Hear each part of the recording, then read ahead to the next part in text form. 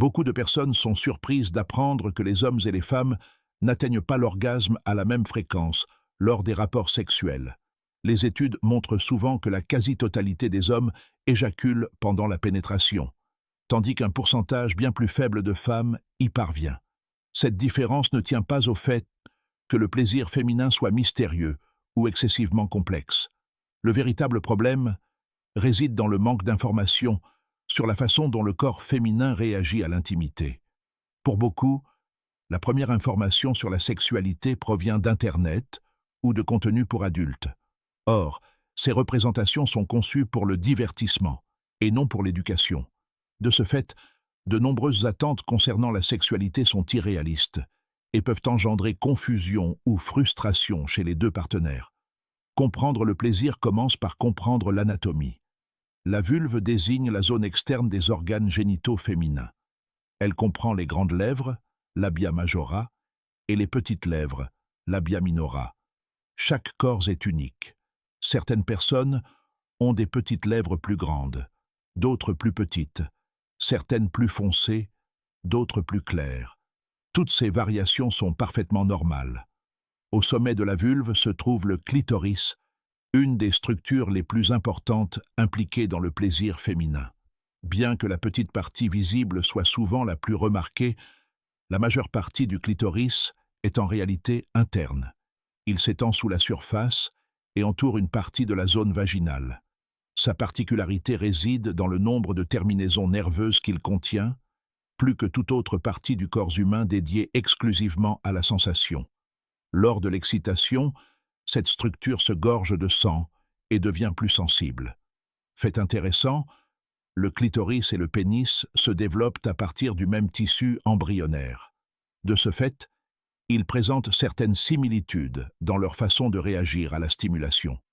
Sous le clitoris se trouve l'urètre, suivi de l'orifice vaginal. Le vagin lui-même est un canal musculaire flexible qui peut se dilater et s'adapter lors des rapports sexuels. Beaucoup ont entendu parler du point G, souvent décrit comme un lieu secret, responsable d'un plaisir intense.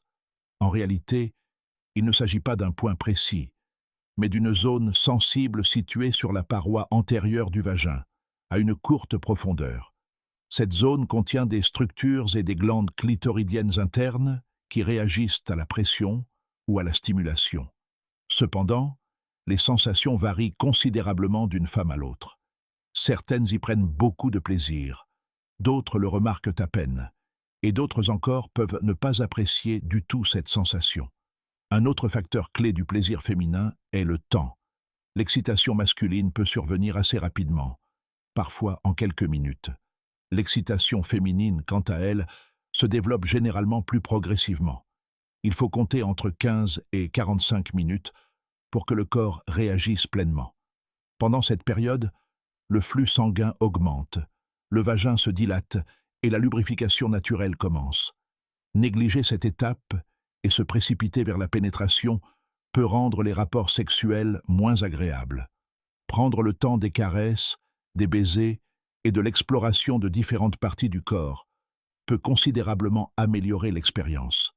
Il est également important de comprendre que la lubrification ne reflète pas toujours le désir. Le stress, les hormones, les médicaments, l'hydratation et d'autres facteurs biologiques peuvent l'influencer. Utiliser un lubrifiant peut rendre l'intimité plus confortable et agréable, et il n'y a rien d'inhabituel à cela. La communication est un autre facteur majeur. La respiration, le langage corporel et les réactions du partenaire sont des signaux précieux.